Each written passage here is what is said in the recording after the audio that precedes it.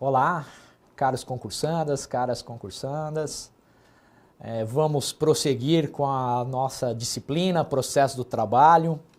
Hoje vamos falar sobre atos processuais. Tem muita coisa envolvendo atos processuais. Muita coisa. É um grande guarda-chuva e nesse guarda-chuva nós temos muitas questões envolvidas que precisamos estudar. Ok, pessoal? Então, vamos começar a falar de atos processuais, vamos começar a falar da comunicação dos atos processuais. Como essa comunicação ocorre no processo trabalhista, né? A forma como se dá a comunicação dos atos processuais trabalhistas. A CLT é criticada, e é uma crítica fundada, pelo seu pouco rigor técnico. Até mesmo porque é uma legislação que data de 1943, nada obstante, várias alterações tenham ocorrido nesses 70 anos, né? Nesses 70 anos, mais de 70 anos da CLT, nós temos muita atecnia nos dispositivos, nas regras processuais. A CLT usa o termo, por vezes fala em intimação, por vezes fala em notificação, por vezes fala em citação. E usa indistintamente esses termos, sem muito rigorismo do ponto de vista técnico. Um desses exemplos é quando diz da notificação do reclamado, do réu, para integrar o processo, para comparecer em audiência e entregar, apresentar, caso queira, a sua defesa, a peça de contestação. Então, a ação trabalhista, a reclamação trabalhista individual é proposta, automaticamente a vara do trabalho emite uma notificação. Uma notificação que é encaminhada ao reclamado pelo correio. Na verdade, esse ato é a citação, porque é nesse momento que o reclamado tomará ciência da existência de uma ação contra si e terá a oportunidade de resistir, de se opor à pretensão deduzida pelo reclamante na petição inicial. Esse ato é um ato citatório, é a citação, porém, a terminologia processual trabalhista utilizada pela CLT é notificação. Notificação, tecnicamente, não é a mais adequada. Vejam, quando a decisão transita em julgado e se inicia a fase de execução do título executivo judicial, a CLT utiliza o termo citação. Citação do executado, do devedor, caso tenha transitado em julgado uma decisão condenatória com obrigação de pagar para pagamento em pecúnia, o executado devedor é citado para efetuar o pagamento em 48 horas. Então, a CLT usa para a fase de execução o termo citação e usa no processo de conhecimento, na fase de conhecimento, utiliza o termo notificação. E em vários outros pontos da CLT, na parte processual trabalhista, vai fazer referência à intimação. O importante é filtrarmos essas atecnias e entendermos que se tratam de comunicação de atos processuais. Ok, pessoal? Então, o nosso primeiro quadro vai exatamente pontuar essa questão, o que é a citação, e vai fazer referência ao termo notificação, que é o termo usado pela CLT para se referir à citação. O servidor da Justiça do Trabalho emite a notificação, uma notificação que é encaminhada pelo correio para o endereço do reclamado descrito na petição inicial, chamando-o a comparecer à audiência. O empregador deve comparecer na audiência pessoalmente ou ser representado por um preposto e poderá participar do processo, produzindo as provas que se fizer necessárias à sua defesa. Ok, pessoal? Continuemos aqui. Vamos olhar as formas de notificação. Artigo 841, parágrafo 1º da CLT, perdão. Vamos ter a notificação por meio do correio, a citação postal, aquela que falamos, a notificação para cientificar o réu da existência de uma reclamação trabalhista contra si ajuizada. E aqui chama a atenção o termo da súmula 16 do TST. Vejam, nada obstante eu tenha como realidade atual o processo eletrônico, que ainda convive com o processo físico, mas os dias do processo físico estão contados, só processos antigos tramitam por meio físico. Mesmo nesse caso, essa notificação, esse ato de citação, que é verdadeiramente um ato de citação, ocorrerá fisicamente. Essa notificação presume-se recebida 48 horas depois de sua postagem. O reclamado poderá dizer que não a recebeu no prazo de 48 horas. Contudo, o ônus, a comprovação de que não recebeu no prazo presumido pela súmula 16 do TST, o ônus é dele, do destinatário. E no que isso tem importância? Muita importância, pessoal. Vejam, entre a notificação e a realização da audiência, em que o reclamado poderá apresentar defesa, há necessidade de respeito a um interregno, a um prazo de 5 dias. Na prática, hoje, as varas do trabalho têm pautas de audiência que superam em muito o prazo de 5 dias. Há locais varas do trabalho, que marcam a primeira audiência para daqui a 3 meses, para daqui a 6 meses. Já ouvi falar de casos em que 10 meses entre a propositura da ação, decorrem 10 meses entre a propositura da reclamação trabalhista e a ocorrência da audiência. Ok? Mas a CLT, ela exige 5 dias, um prazo mínimo para que possa ser elaborada a defesa, para que não haja violação do devido processo legal, do contraditório, ok, pessoal? Da ampla defesa, né? Direito fundamental assegurado pela Constituição da República, ok? Há também a hipótese de cientificação, comunicação dos atos processuais por meio do oficial de justiça. Há que se imaginar várias possibilidades.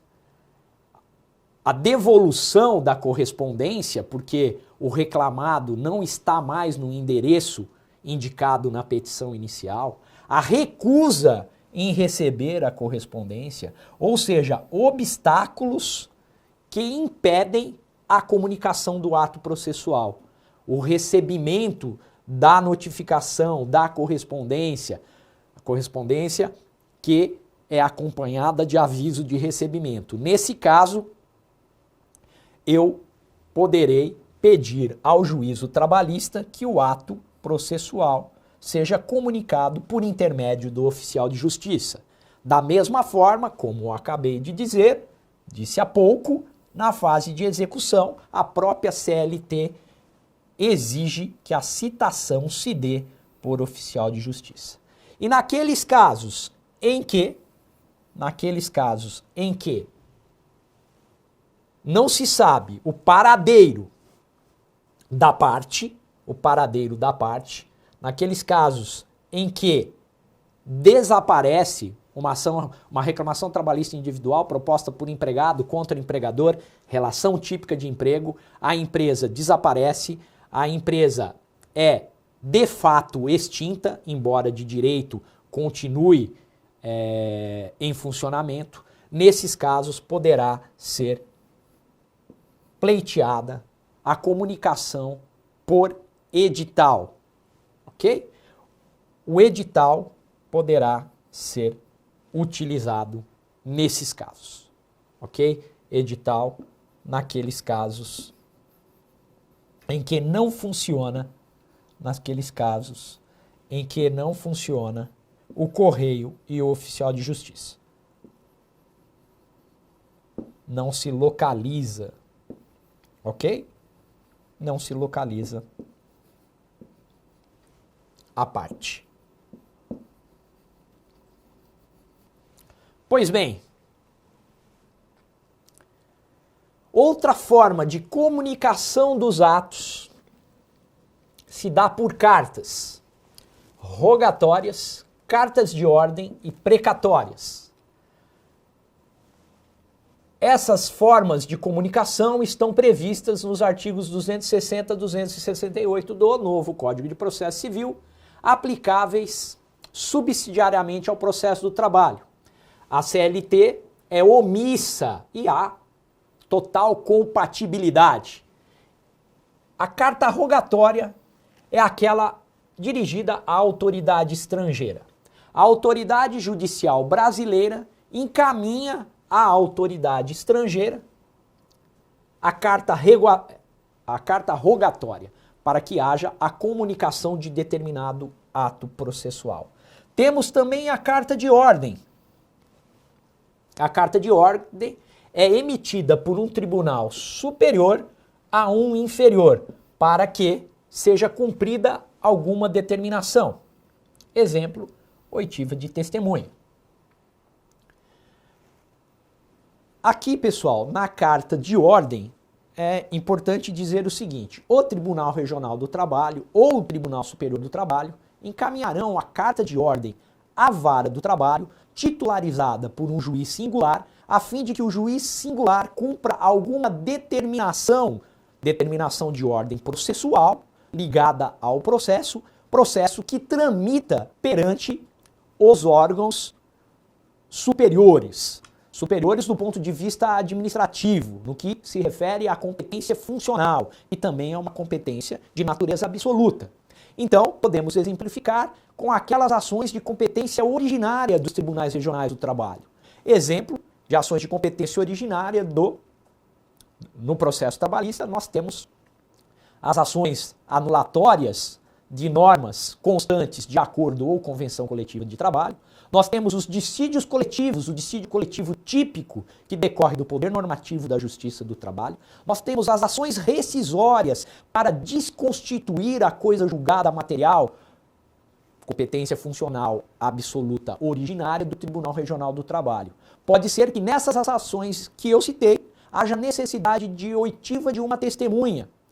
Essa oitiva será realizada no juízo trabalhista de primeiro grau, na vara do trabalho. A carta de ordem determinará ao juiz trabalhista que ouça a testemunha. Por fim, a carta precatória, que é aquela mais comum, bem conhecida, dos que militam perante a justiça trabalhista. Comunicação entre juízos diferentes. Quais juízos? Juízos trabalhistas. Juízos trabalhistas, requerendo cumprimento de um ato processual, ok? É de juiz do trabalho para juiz do trabalho. Primeira instância, primeiro grau de jurisdição, ok? Então eu também aqui igualmente posso ter uma carta precatória para oitiva de testemunha que reside em local diverso do trâmite da ação, Uma vara trabalhista da capital paulista expede uma carta precatória para oitiva de testemunha em vara do Rio de Janeiro. Vejam, não só para oitiva de testemunha, outros atos processuais fase de execução, necessidade de penhorar um bem imóvel ou imóvel que não se encontre na sede do juízo, que não se encontre no juízo em que tramita a ação trabalhista, em que tramita a reclamação trabalhista, é a necessidade de expedição de carta precatória a ser cumprida para um outro juízo trabalhista. Ok? O importante é saber que a carta de ordem, o nome já diz, é uma ordem advinda de um magistrado de um tribunal superior para aquele de grau inferior. Normalmente, do TST ou do TRT para a vara do trabalho. E a carta precatória, nós temos igualdade entre as autoridades jurisdicionais envolvidas, dois juízos trabalhistas de primeiro grau de jurisdição, de primeira instância, varas trabalhistas diversas. Então, é expedida a carta precatória de um juízo para outro. Hoje, com o processo judicial eletrônico, o PJE, tudo isso é realizado por meio eletrônico, sem maiores dificuldades e sem aquela demora de antigamente. A carta precatória tem um caráter itinerante, ela pode passear, vamos colocar essa palavra, pelos juízos trabalhistas de primeiro grau, ela pode ser, de São Paulo para o Rio de Janeiro, o juiz do Rio de Janeiro encaminha para o de Belo Horizonte e assim por diante, sempre o juízo deprecado seguindo as ordens do juízo deprecante, cumprindo as determinações do juízo deprecante, certo? Vamos prosseguir. Tempo do ato processual, muito importante também. Algumas regras que vocês têm que guardar. Os atos processuais trabalhistas, em geral, devem ser praticados das 6 às 20 horas em dias úteis. É o que diz o artigo 770, caput e parágrafo único da CLT. Ok? Contudo, ato de penhora. A penhora é um ato de natureza constritiva do patrimônio do devedor, um ato processual praticado pelo oficial de justiça que penhora bens passíveis de garantirem a execução, de satisfazerem o credor, ok? Essa penhora, neste caso, o juízo trabalhista, o juiz do trabalho, poderá autorizar a realização do ato em domingos e feriados. As audiências trabalhistas serão praticadas das 8 às 18 horas, em dias em que há expediente forense.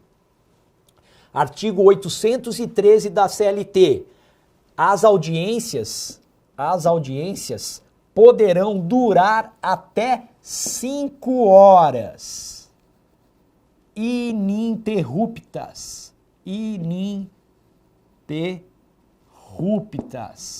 ok?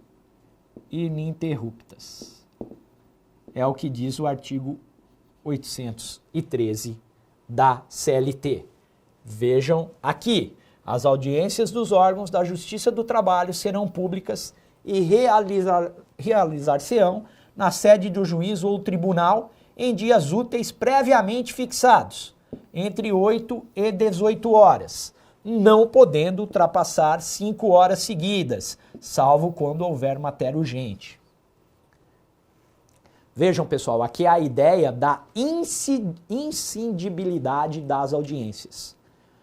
Corre-se o risco de uma nulidade processual caso a audiência ultrapasse as 5 horas. Nesses casos, o juízo tomará o cuidado de fundamentar em ata de audiência a necessidade do prosseguimento da audiência e se cercará de todos os cuidados possíveis, principalmente a anuência das partes envolvidas, a fim de que futuramente nenhuma delas possa arguir em sede recursal a nulidade processual, ok? Vamos estudar nulidade processual e A ordem é para que as nulidades processuais sejam afastadas e que o juízo resolva o mérito do processo, princípio da primazia do julgamento do mérito, trazido pelo novo Código de Processo Civil, em vários artigos do novo Código de Processo Civil e compatíveis com o processo trabalhista, não há nenhuma dúvida, ok? Então, voltando aqui para o quadro, eu tenho o artigo 813, que é bastante perguntado nos concursos públicos, nas provas de natureza objetiva. Testes, né, pessoal? Então vamos lá. Aqui eu apenas coloquei a título de curiosidade, né, que não se aplicam os dispositivos do CPC que falam da necessidade de respeito a intervalos entre audiências. Tanto as audiências de instrução, como aquelas de conciliação e mediação. Vejam, esse dispositivo não é compatível com a sistemática do processo trabalhista, com os princípios do processo trabalhista que já estudamos, notadamente a simplicidade, a oralidade e a celeridade típicas do procedimento sumarizado trabalhista. O processo trabalhista traz um procedimento sumarizado, formalmente sumarizado. E essas disposições do CPC não são compatíveis com o processo do trabalho. Quem milita na Justiça do Trabalho sabe que as pautas dos juízes trabalhistas são pautas bastante numerosas, uma pauta com muitos processos, audiências com intervalos de 10 minutos, tanto, né, no caso das audiências unas, preferencialmente a audiência será una, mas há muitos juízes trabalhistas que cindem a audiência, fazem duas audiências, uma audiência inicial para entrega da contestação, tentativa de acordo, caso não haja acordo, entregue a contestação, é marcada uma segunda audiência para instrução, para ouvir as partes, ouvir testemunhas, eventualmente ouvir o perito. Então, não é possível, na praxe trabalhista, adotar o entendimento do novo CPC. Por sinal, muito difícil aos juízes da Justiça Comum adotarem, seguirem à risca as disposições inovadoras do Código de Processo Civil que se referem à necessidade de observância entre audiências. Voltemos para o quadro. Lugar dos atos processuais. Regra geral, os atos são realizados na sede do juízo. Contudo, o juiz poderá realizar em outro local quando não houver prejuízo ao processo ou às partes, quando estiver envolvido o interesse público. É o artigo 217 do novo Código de Processo Civil. Essa disposição é uma disposição que se aplica ao processo do trabalho. Lembrando que quando estudamos Organização da Justiça do Trabalho, já ficou muito claro, a Constituição prevê a justiça itinerante. A justiça itinerante, varas do trabalho podem ter caráter itinerante. Eu cheguei a dizer, da minha experiência pessoal, na vara do trabalho de Dourados, não era em Mato Grosso do Sul, não era incomum que audiências ocorressem nas tribos indígenas, tendo em vista o grande número de reclamações trabalhistas individuais, dissídios individuais trabalhistas propostas por indígenas. Então, é plenamente possível, assim como é possível aos tribunais regionais do trabalho criarem câmaras regionais para julgamento de recursos em trâmite no Tribunal Regional do Trabalho. Ok? Vamos prosseguir.